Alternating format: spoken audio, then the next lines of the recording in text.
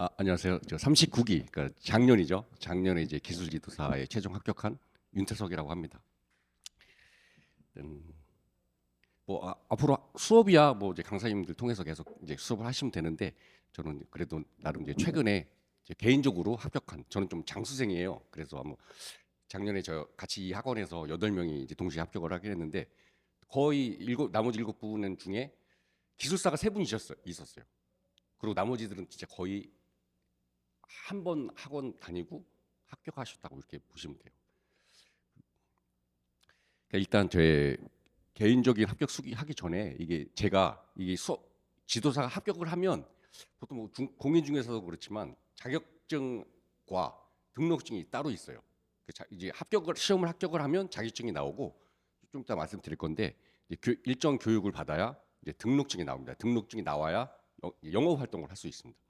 그래서 일단 그래서 제가 이제 그 교육을 양성 이제 교육을 받고 등록증이 나오는데 그 교육을 받았을 때 받았던 자료예요. 그래서 보면 이제 말씀드렸지만 한국 경영기술지도사회가 지금 지회가 이렇게 나눠져 있고요. 각 이제 자기 직장이나 그, 그 집에 관련된 그 지역에 따라서 자동으로 이제 배분이 돼요.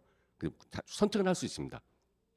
그래서 19개 지회로 되어 있고 저는 지금 서울 강서지회 지금 관악구라 강서지회에 포함이 되어 있는데 실제적으로 이게 그 활동을 할 때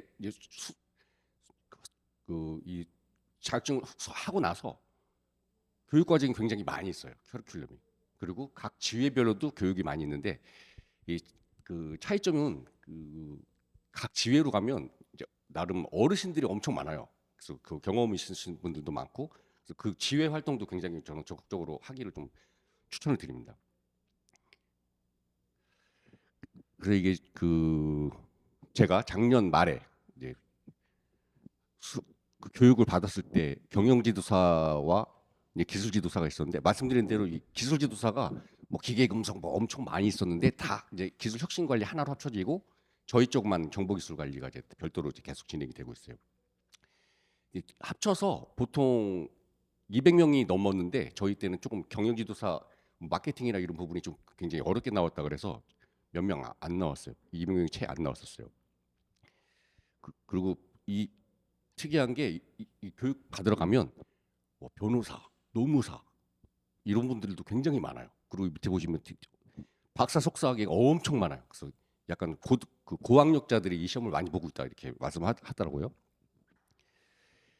그 뭐 지도사회에서는 뭐 교육 같은 거 굉장히 많이 하고 있고 앞서도 말씀드렸지만 그 신규 컨설팅 업체 그리고 신규 컨설팅을 지원해주는 그런 교육이라든지 뭐 그 프로그램 같은 것도 되게 많이 있긴 해요. 그리고 지금 법정 교육도 하지만 제도 개선 이번에 또 회장님도 바뀌면서 저희 항상 그 지도사회 나머지 지금 계신 분들이 지도사회에 가장 크게 요구하고 있는 게 그 흔히 얘기하는 다른 업종에서 쓰고 있는 이제 도장값 우리도 도장만 받고 돈을 받을 수 있는 이런 거 제도를 좀 개선해달라 지금 계속 요구를 하고 있어요. 그 실무 수습 일정이에요. 근데 보통 이제 말씀드렸지만 이게 1차 교육이 있고 양성 교육이 있고 2차 교육이 있고 이렇게 세 가지로 분류를 할 수 있는데 이 온라인 교육은 이제 1차 시험을 보신 분들 한해서 이렇게 하고 있고요. 이 경영 지도사 쪽은 말씀드렸지만 우리 기사나 뭐 기술사, 기능장 이런 게 없기 때문에 20대에서도 굉장히 많이 합격을 하고 있어요. 20대 1차 시험부터 보고 1차 때 6과목을 봐야 되는데 이제 영어는 없어졌어요. 다 토익으로 대체를 해야 돼요.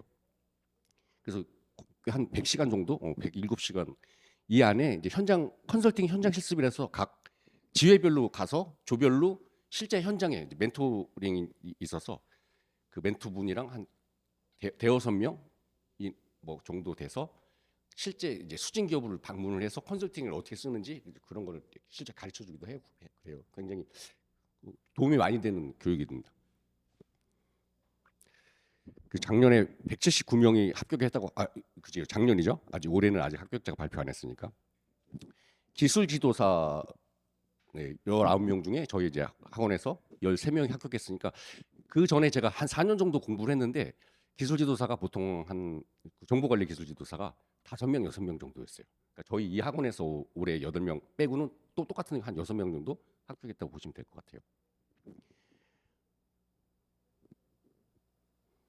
그리고 이제 실무 수습이라고 그래서 아까 말씀드린 이제 자격증이 자격증이고 이제 등록증을 받기 위해서는 이제 이 교육을 받아야 된다. 나이대 보시면 50대가 뭐 엄청 많아요.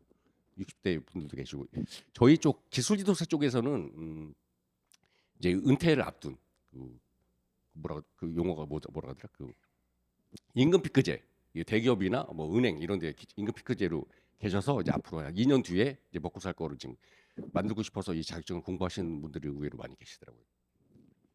근데 뭐 강원도나 이런 뭐 충북 이런 데들은 한 분밖에 없어서 사실 뭐 거의 조를 이루기가 어려운데 이런 분들한테 얘기 들어보니까 장점이 뭐냐면 1대1 멘토링이라 약간 그 이쪽 분야에서는 그 가방모찌라는 얘기를 해요.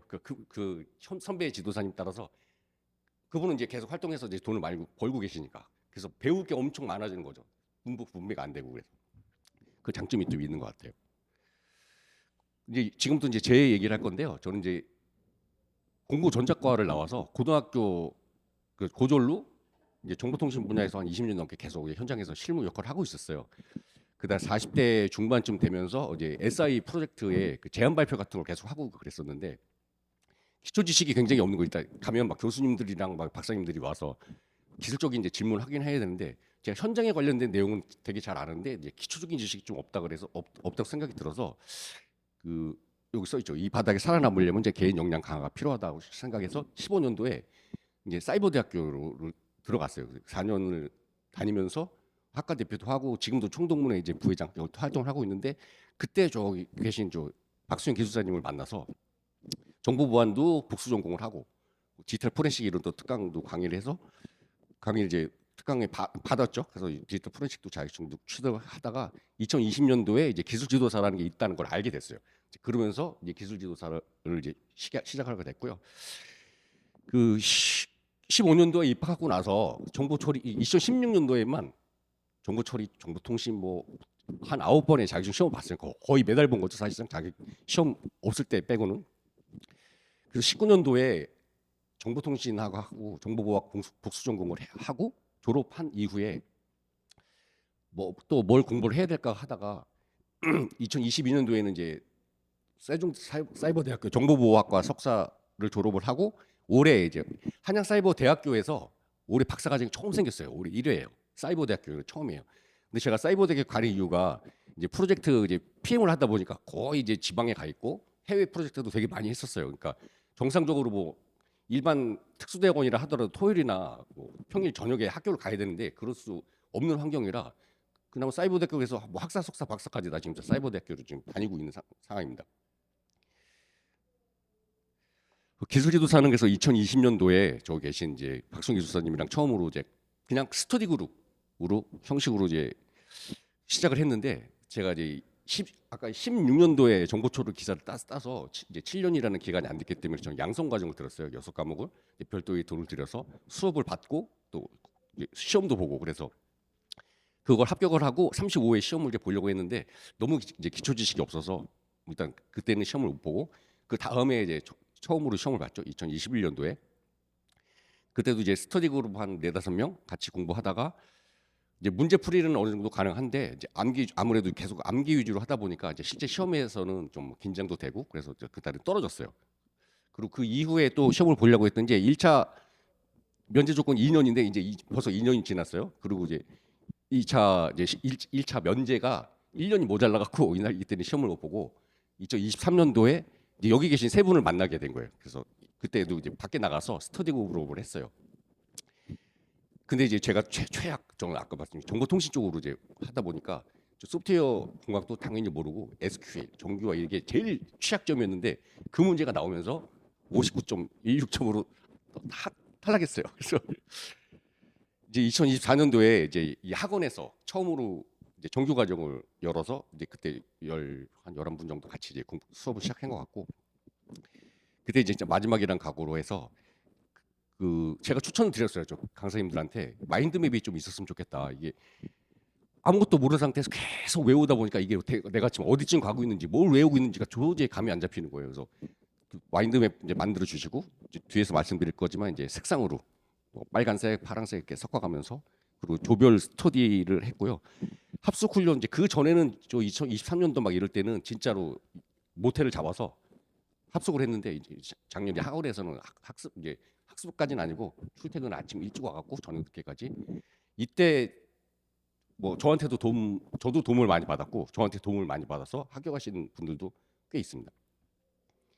이거 합숙 훈련은 진짜 필수입니다. 제 합격의 비결은 이제 뒤에 마인드맵 이제 그 샘플이 있을 건데 마인드맵 학습을 통해서 이제 지식의 흐름과 각 도메인이 엄청 많은데 연관성을 이렇게 좀 체계화해서 내 머릿속에 가지고 있어야 내가 이제 그 나중에 실제 시험 보러 가면 진짜 모르는 문제가 있는데 대충 이제 마인드맵으로 생각을 하다 보면 아 이게 대충 어느 도메인이 어느 쪽에 속해 있다라는 게 이제 생각이 나면 몰라도 그냥 뭐 쓸 수 있는 뭐라도 쓸 수 있는 게 생기게 됩니다. 뭐 써 있는 것처럼 모르는 문제가 나와도 이제 구조적으로 이제 계속 답안 연습을 할 거다 보니까 진짜 아무것도 몰라도 대충 이 정도 이런 느낌이지 않을까라고 이제 답을 하면 부분 점수를 받을 수 있습니다. 그리고 색상 학습법은 이렇게 형광펜 3개 그리고 이 삼색 볼펜. 그래서 이거는 이제 교재입니다. 교재에 나눠준 거를 뭐 품목별로 녹색, 빨간색, 파란색 그리고 여기다 이제 얘도 꼭 외워야 되는 거 여기다 체크를 해놓으면 나중에 이제 어느 정도 기간이 지나고 나면 저 나름대로 혼자 정리를 해야 돼요. 왜냐면 너무 광범위하다 보니까 예를 들어 100가지면 100가지를 다 한꺼번에 계속 공부하기는 시간이 모자라요. 그러다 보면 한 70% 정도는 어느 정도 내 머릿속에 있다 생각하고 나머지 30%를 별도로 정리를 하셔야 돼요. 그 부분만 이제 또 중점적으로 내가 취약한 부분이니까 그래서 취약한 부분을 좀 확실히 이제 본인마다 다 그동안 공부하셨던 내용들이나 이런 부분들이 다 각자 다르기 때문에 통일된 거로는 좀 문제가 있다 보니 본인 확실하게 알고 있는 거 제외하고 좀 부족한 부분들을 별도로 뽑아서 이제 나중에 주의장이 나올 겁니다. 해서 이제 그 복습하고 암기 나중에 이제 정리할 때 이제 이런 내용들이 있으면 좀 금방금방 이제 빼서 작성을 할 수가 있고요. 그 실제 답안 작성 연습하고 이제 강사님이 멘토링으로 이제 부족한 부분 이제 보완해 주실 거예요. 그리고 말씀드렸던 합숙 훈련은 합숙 훈련 하면서 제한 시간 안에 답안 작성 이제 실전 훈련이 굉장히 필요합니다. 이게 뭐냐면 내용으로는 알고 있고 잘 풀 수 있는데 제가 시험 봤을 때 1번 문제를 40분 푼 적이 있어요. 그리고 이 표를 이제 주로 자주 그려야 이제 가독성이 높아지는데 표를 13개를 이렇게 칸을 쳐야 돼요. 그럼 이거를 재서 막 그리다 보면 칸이 모자라요. 그럼 이거 X표 치고 다시 또 그리려면 시간이 엄청 까먹어요. 그래서 이거를 일단 10칸으로 나눌 건지 13칸으로 나눌 건지 딱 13칸 나누면 7mm 정도로 선을 그어야 된다. 이게 어느 정도 생겨요. 그럼 일단 문제 보자마자 자부터 그려요. 자부터 돼갖고 그 표부터 그려야 시간이 훨씬 빨라요. 이거 그저 처음에는 저거 이거 한 13천 좀 몇 센치 되거든요. 그럼 이거 이렇게 나눠야 되거든요. 앞에는 이제 뭐 제목을 써야 되니까 앞에 제목 쓰는 칸 빼고 실제 내 답안을 써야 되는 거를 7.5mm, 8mm 이게 이제 어느 정도 가닥이 잡히는 연습을 좀 하셔야 보자마자 바로 풀 수가 있습니다. 그리고 이제 마지막으로 예상 문제랑 기출 문제를 풀면서 이제 실력의 최종을 점검해야 되겠죠. 그 시험 제가 이제 작년에 시험 본 이제 소감이에요. 이게 제가 이제 마지막 시험 보기 직전에 이제 정리했던 내용들인 거고요. 얘도 이제 파란색, 빨간색 쓰고 여기는 제가 따로 없었는데 보통은 이제 외울 게 워낙 많다 보니까 막 10개씩 막 있으면 이렇게 밑으로 이렇게 여기 이렇게 써있지만 이렇게 상점 비환 뭐 이런 식으로 해서 따로 이제 두목칙으로 외운단 말이에요. 근데 이게 외워야 될 게 엄청 많다 보니까 막 외우다 보면 나중에 어떤 문제가 생기냐면 한 20가지를 한 10개씩 외웠어요. 근데 다 외웠는데 이게 제목을 몰라요. 진짜 그런 현상이 발생을 합니다. 분명히 뭐 그 PPM, BOK 뭐 지식 영역 하면 뭐 통범 이런 품자 의리조 이렇게 10가지 쭉 하면 그거는 쓸 수 있는데 내가 그 외운 게 뭘 외웠는지를 나중에 모르게 돼요. 너무 많이 외워서. 그래서 그것까지 같이 한꺼번에 제목을이랑 꼭 같이 외우셔야 된다. 이렇게 좀 추천을 드리고 싶고요. 이것이 정보통신계로는 제가 정보통신을 공부하다 보니까 굉장히 자신 있어갖고 그렇게 막 열심히 하진 않았어요. 근데 신규 문제가 나왔어요.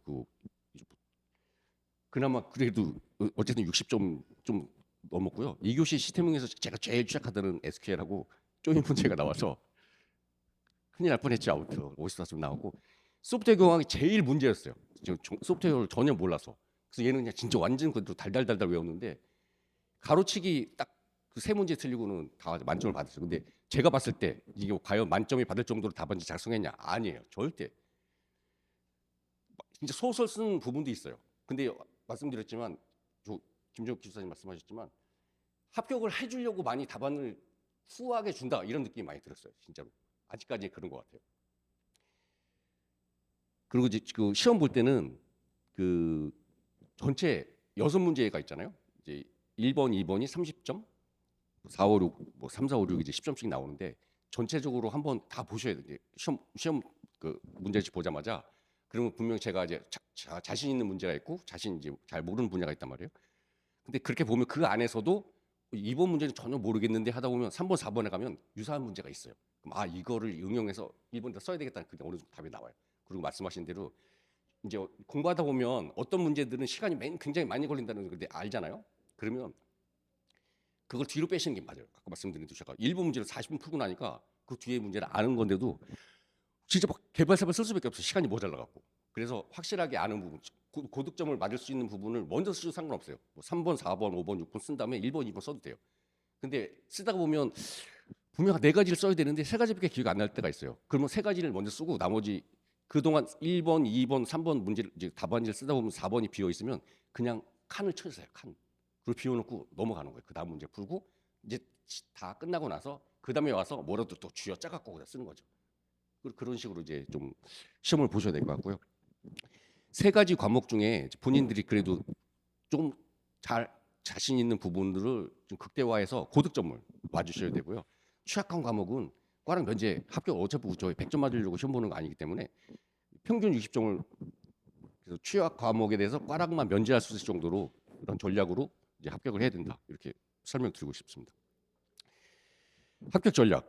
당연히 한 번에 이게 1년에 한 번밖에 없기 때문에 한 번 떨어지고 나면 그 1년 동안 굉장히 지루합니다. 그리고 진짜 저는 뭐 직장을 다니다 보니까 1년 앞으로 1년 동안 계속 공부 굉장히 힘들어요. 소리싸고 우리 기술사처럼 공부하기가. 그래서 이제 여기 학원이 생겼으니까 올해 기본반하고 내년에 심화반으로 좀 차근차근 수강하시면 되겠고요. 교재도 저는 그때 안 주셨고 다 출력을 했어요. 출력해서 아까 전에 볼펜으로 다 쓰고 이제 영상 강의 이제 복습을 할 수 있으니까. 그리고 부족한 과목을 저는 소프트웨어가 좀 부족을 해서 이기적 정보 처리 기사 책을 사면 동영상 강의가 있어요. 한 100편 정도 되는 것 같아요. 그 중에서 제가 취약한 부분만 별도로 들었어요. 물론 그런데도 SQL 같은 경우에는 SQL 이제 DMC라고 하는데 DDL, DMC, DDML, DCL 이렇게 돌아가면서 나왔어요. 그래서 기출 문제 나왔던 것만 SQL 그것만 외우고 갔는데 다른 분야가 나와요. 그래서 SQL 이렇게 해서 좀 저는 어려웠고 그 마인드맵을 활용해서 이제 강의 내용에 대해서 내비게이션으로 전체 항목을 이제 머릿속에 기억하고 내가 어디쯤 가고 있다 이걸 충분히 알고 계시는 게 좀 좋을 것 같고요. 이론반에서는 이제 과제가 없다고 하셨는데 이제 과제 나오는 거 매일매일 쓰는 게 굉장히 도움이 많이 됩니다. 그리고 말씀드렸듯이 이제 핵심 키워드 그러니까 이거 기술사처럼 뭐 IPv6 설명하라고 막 그럼 거기는 IP부터 IPv4가 뭐 IP가 모자라서 IPV가 생겼고 뭐 이런 거 다 필요 없어요. 딱 필요한 문제 물어보는 것만 쓰시면 돼요. 그러면 만점 나와요. 그래서 다만 핵심 키워드가 꼭 들어가야 된다. 핵심 키워드 없이 주저주를 쓰면 점수 안 나와요. 그래서 핵심 키워드 위주로 색깔 정해서 모범 답안 작성 훈련하시고 이제 조별로 이제 스터디를 했어요. 저도 제가 이제 장수생이다 보니까 다른 분들은 다 처음 이제 이분 공부하시는 분들이라 제가 이제 반장 역할을 하면서 조별 스터디를 이제 별도로 아마도 강의 뭐 공부할 수 있는 공간을 또 마련해 주실 거라고 생각을 하고 있고요. 답안지 작성 능력 아까 말씀드린 대로 시간 관리 훈련이 필요해요. 그래서 시간 특히 이제 푸는 문제들은 정보통신 쪽은 푸는 문제가 시간이 많이 걸리진 않아요. 그리고 제가 봤을 때는 난이도도 엄청 깊게 내려가지 않아요. 그 약간 뭐 대역법 계산이나 뭐 이런 건 진짜 공식만 알면 어떻게 보면 약간 진짜 공식만 알아도 되는 정도 정보 처리 아주 정보통신 기사 초급 정도 그 정도 수준으로 풀이 문제가 나오는데 풀이 문제는 제일 어려운 게 시스템 응용입니다. 시스템 응용이 알고도 시간이 부족해서 못 푸는 경우가 많아요. 그래서 거기는 진짜 풀이 연습은 꼭 하셔야 되고 눈으로 분명히 다 알고 있는데 막상 쓰면 시간도 엄청 걸리고 아까 말씀드린 대로 공간이 부족해요. 어떤 거 심지어는 이 시험지를 옆으로 돌려서 적어서 써야 되는 그런 시험 문제를 써야 될 게 워낙 많아갖고 그것도 조리 있게 쓸 수 있는 거를 방법을 찾으셔야 될 것 같아요. 저는 이제 암기가 아무래도 이제 어렵다 보니까 사전을 따로 만들었어요. 그 엑셀로 앞에 이제 제목 쓰고 그 옆에 쭉 적어서 이거를 기계 음성 변환 소프트웨어를 돌려요. 그러면 이제 얘 TTS로 변환해 주거든요.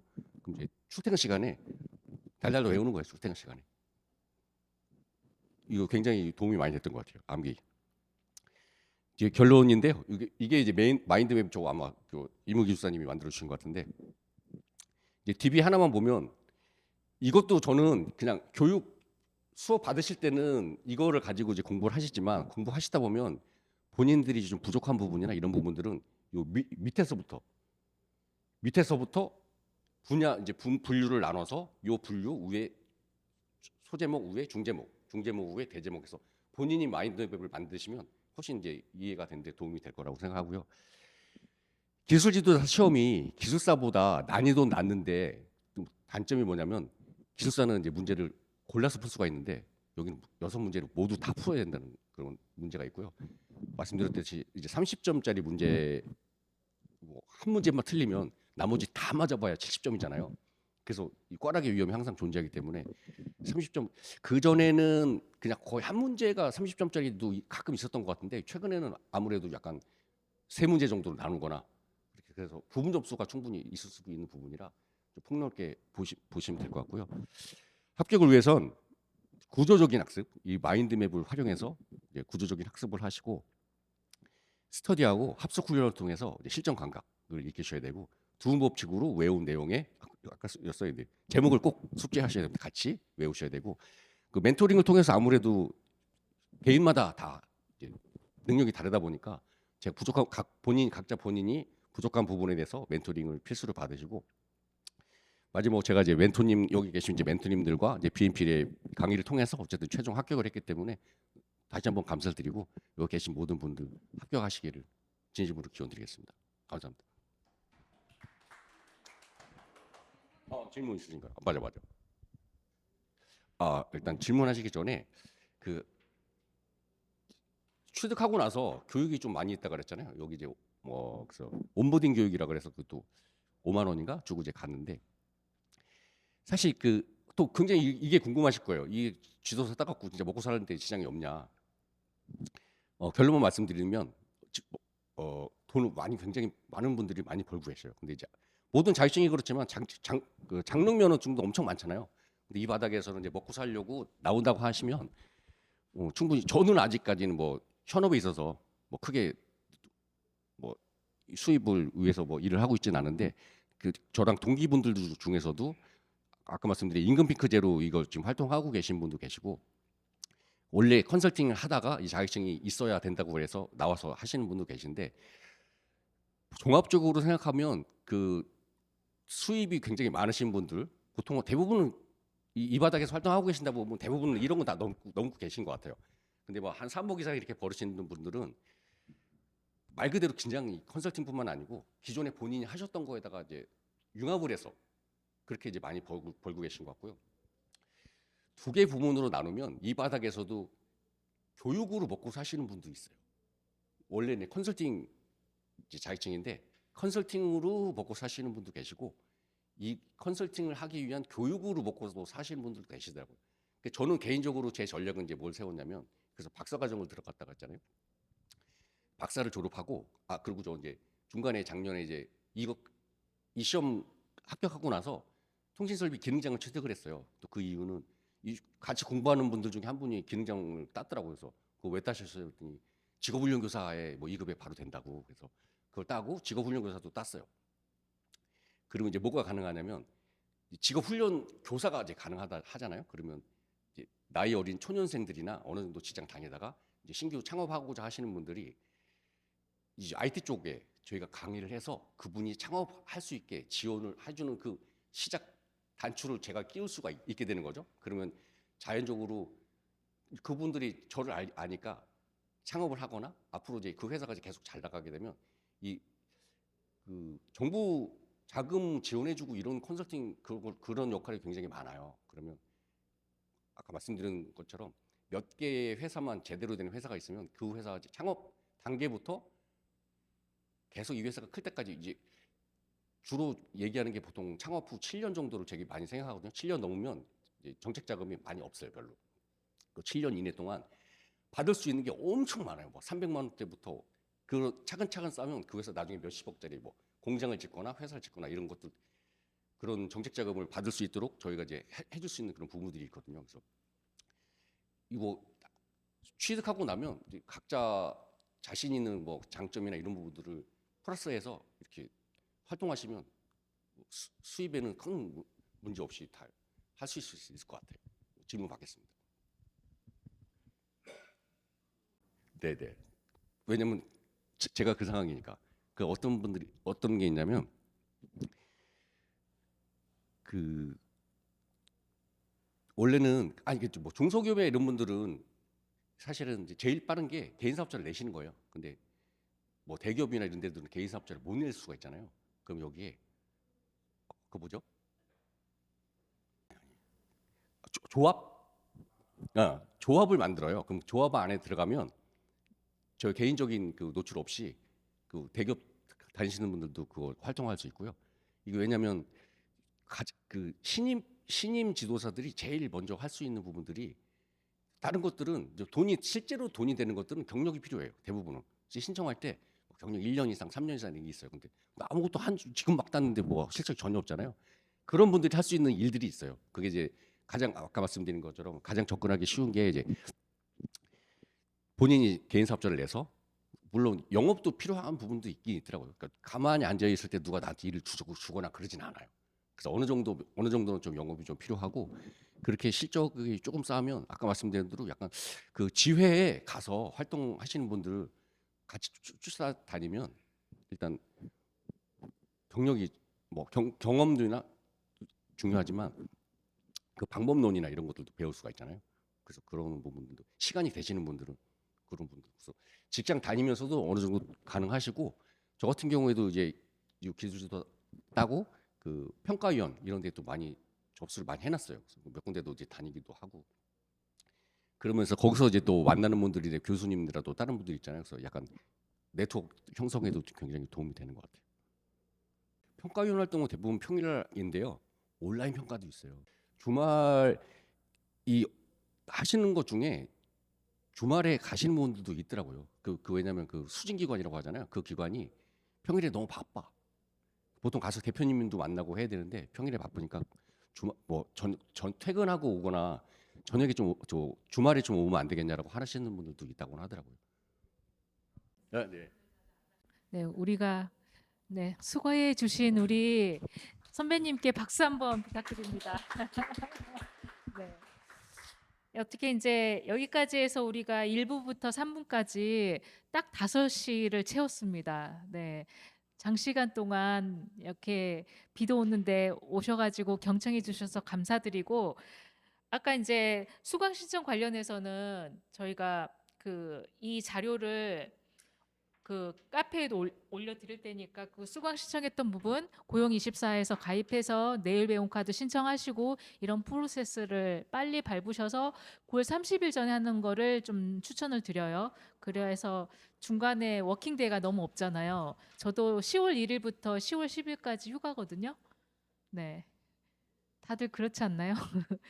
그리고 여기 BNP 랩이 3일 11일을 아예 쉬는 걸로 돼 있어요. 근데 저는 이제 11일부터 이제 수업이니까 11일 날 나올 건데 우리만 있을 겁니다. 그날은. 네. 그렇다 보니까 워킹데이가 너무 여기도 일정이 안 나가지고 9월 30일 전에 완료를 시켜드리는 거를 좀 부탁을 먼저 드리겠습니다.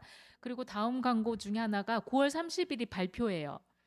원래 발표 지나고 이걸 해야 되는데 일정이 안 나오죠. 네, 너무 일정이 안 나와서 그래서 아마 9월 30일 정도 되면은 많은 사람들이 들어와서 떨어지신 분들 해서 이제 수강 신청이 그때도 아마 폭발적으로 늘지 않을까라고 생각을 합니다. 그래서 9월 30일 날도 카페에는 무조건 들어오셔야 돼요. 누가 합격해서 합격수기 남기나 이거 좀 봐주시면 될 것 같아요. 네, 이상입니다. 네, 장시간 고생하셨습니다. 수고하셨습니다.